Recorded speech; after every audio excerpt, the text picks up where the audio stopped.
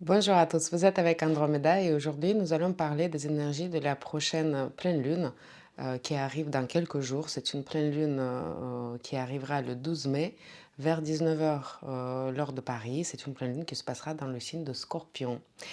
Cette pleine lune, elle fait pleinement suite à la nouvelle lune dont nous avons déjà parlé, la nouvelle lune qui s'était passée dans le signe de Taureau le 27 avril.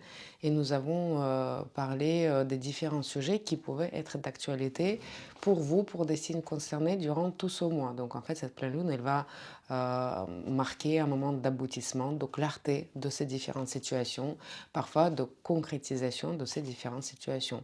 Donc si vous voulez comprendre plus et tous les aspects des différents événements possibles, je vous invite à regarder ou revoir éventuellement la vidéo consacrée à la dernière nouvelle lune. Et donc pleine lune, beaucoup de concrétisation puisque nous sommes quand même dans le signe concret, là où se trouve le soleil, le signe de Taureau. On recherchait le concret, on voulait concrétiser des choses et donc cette pleine lune, elle va pouvoir nous aider à concrétiser certains aspects, certains peut-être changements, certaines décisions. Donc peut-être il y a des décisions prises, il y a une prise de conscience parfois qui arrive à ce moment-là et parfois vraiment juste plus de lumière mise sur une certaine situation. Et donc parfois on arrive des nouvelles au moment de pleine lune et c'est le cas de le dire, au moment de cette pleine lune, les nouvelles peuvent plus retentir qu'arriver. Et donc on peut connaître plutôt des nouvelles voilà, qui sont inattendues. On peut parler ici d'un coup de foudre, on peut ici parler d'un coup monté, on peut parler d'un coup de surprise, on peut parler de coup de grâce, on peut parler de coup de cœur. Donc il y a quelque chose d'inattendu qui peut tout à fait faire partie des nouvelles qu'on reçoit. Et pourquoi? Bah, parce que cette pleine lune, elle est fortement imprégnée des énergies d'Uranus. Et Uranus va apporter plusieurs nuances donc, du coup, à cette pleine lune, dont une très importante, celle de l'inattendu, celle de l'effet de surprise, celle de revirement de certaines situations, parfois des situations qu'on ne pouvait pas ni prédire ni prévoir et auxquelles bah, peut-être il va falloir qu'on s'adapte, mais parfois qui peuvent nous surprendre d'une très belle manière également.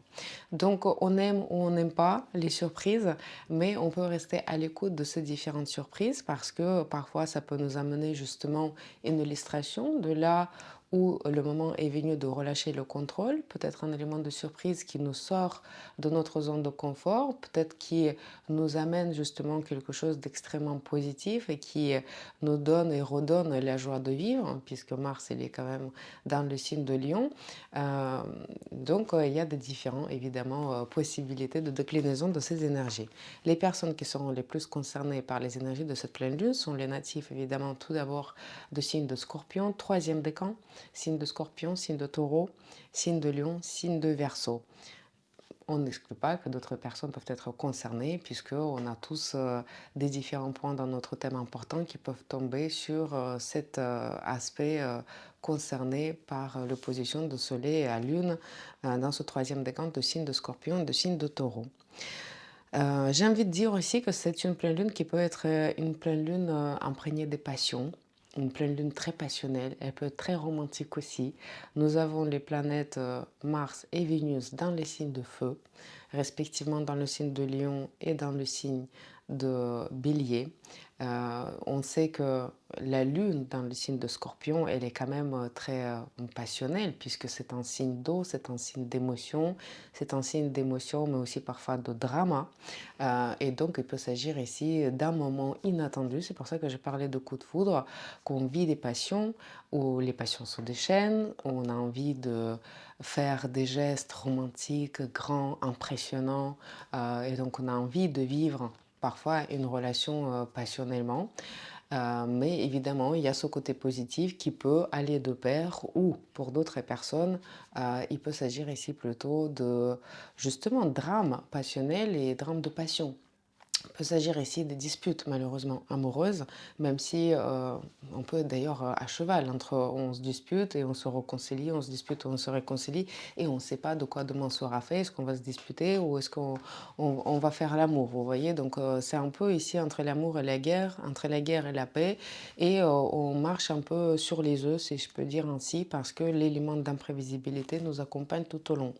Les disputes sont possibles parce qu'il y a Mercure qui fait quand même un aspect de tension à Pluton et c'est-à-dire que, c'est un aspect qui est pas vraiment conciliant qui sera peut-être difficile de choisir les bons mots. On peut essayer d'être très piquant, on peut être essayer très sarcastique, on peut être essayer très touché au vif par les paroles qu'on dit. Donc en plus, le mercure est ici assez rapide, assez précis, assez pointu.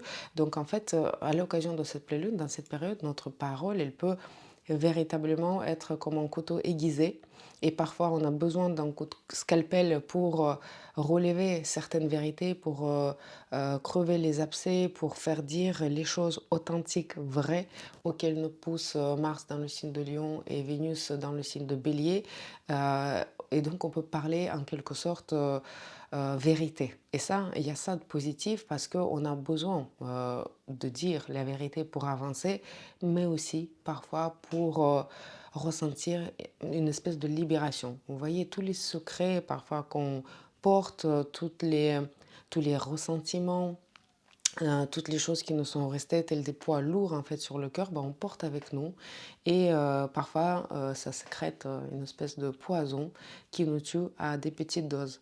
Et c'est très important à l'occasion de cette pleine lune, peut-être même de déverser ça, puisqu'on est quand même dans le signe d'eau, de essayer en même temps de modérer, si c'est possible, le débit, parce que ici le débit il peut être très très fort, il peut être très très direct. Donc ça peut à la fois faire du bien de le dire, comme ça peut à la fois bah, créer des dégâts au passage. Vous voyez, on peut se dire, mais comment se fait-il qu'on n'en parle que maintenant? Comment se fait-il qu'il y avait tel sentiment qui était accumulé depuis si longtemps?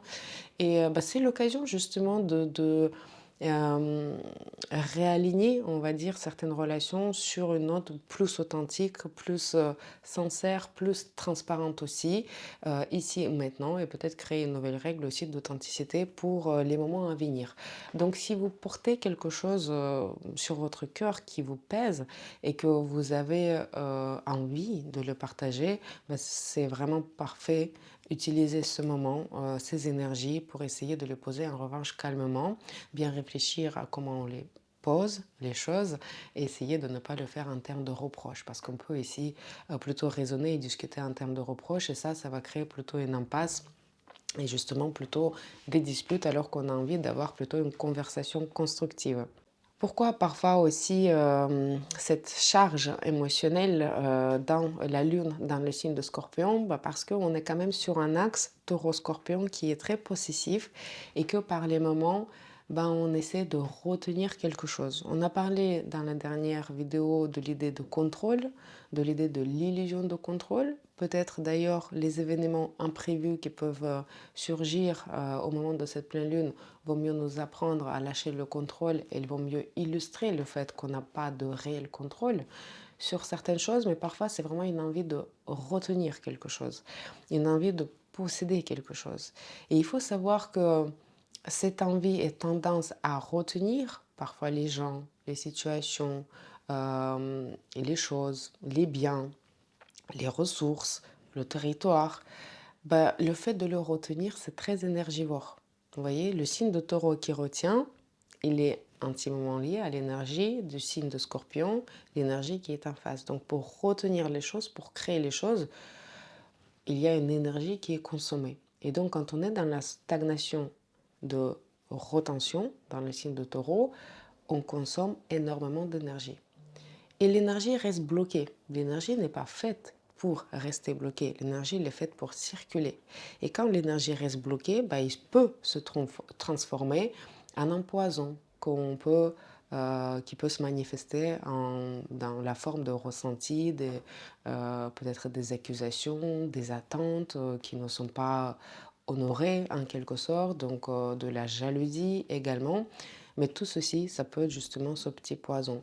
Donc, il peut être intéressant en termes de développement personnel ici, de spiritualité, de penser quelle envie de retenir quoi nous fait dépenser cette énergie ou qui nous crée un certain blocage énergétique.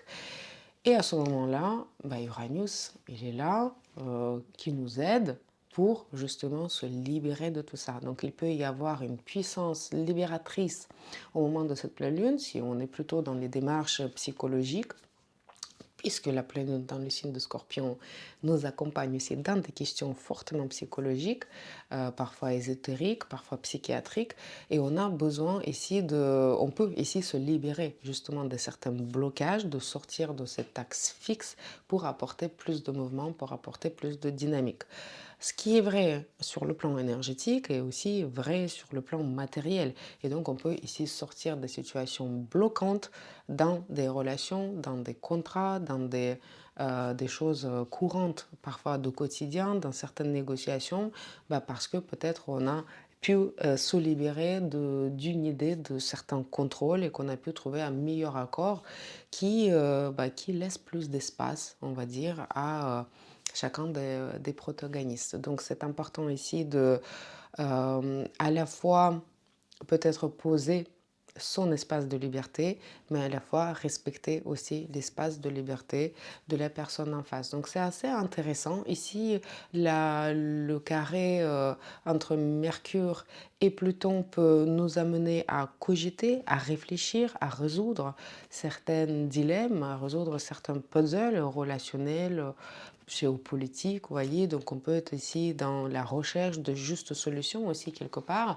mais évidemment avec une idée de notre propre intérêt quand même derrière, puisque le feu est aussi très présent, le feu qui quand même aussi pas mal centré autour de parfois les intérêts propres. Mais l'énergie collective, elle est quand même néanmoins très prononcée. On a cette énergie collective dans le signe de Scorpion, dans l'influence d'Uranus.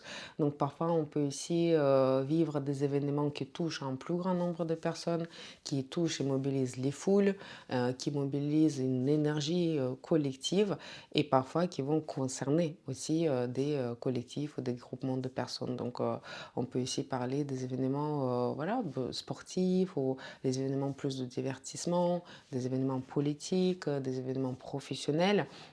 Et parfois, on peut être sujet à des nouvelles qui vont toucher à la fois toute entreprise, tout territoire ou tout un groupe de personnes concernées. Sur d'autres plans, la pleine lune dans le signe de Scorpion, elle peut soulever aussi les questions financières. On en a déjà parlé en analysant les énergies de la nouvelle lune. Donc, il peut s'agir ici des situations qui vont toucher des marchés financiers. Il peut s'agir ici des rebondissements, de la fluctuation plus importante du fait de différentes nouvelles justement qui peuvent arriver. Donc, les marchés peuvent réagir d'une certaine manière en fonction de où se situe le poids de contrôle, justement, et c'est à ça aussi qu'ils réagissent les marchés. Donc, c'est assez intéressant d'observer cette situation financière si vous êtes dans les finances, puisqu'on sait que cet axe aussi taureau-scorpion, c'est un axe de ressources, on l'avait dit, mais donc aussi de finances et de grandes finances. C'est un axe aussi d'héritage, donc des ressources des autres personnes. On peut aussi être amené à, dans tous les cas, s'occuper des questions, des ressources qui ne nous appartiennent pas. Et donc parfois, il peut y avoir une décision inattendue ou un événement inattendu qui, on va dire, nous apporte de ressources ou qui nous en prive, également selon les cas de chacun. En tout cas, ce que moi j'aime beaucoup quand l'Uranus est de la partie, c'est cette idée des insights et de vérité apportée à des différentes situations. Et donc la pleine lune, en plus, elle nous apporte de la clarté.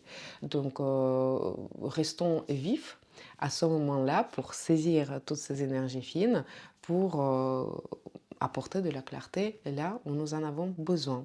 C'est tout pour cette analyse assez brève cette fois et je vous souhaite une belle pleine lune, plein de bons rebondissements et de belles surprises. Merci et à très bientôt. Au revoir.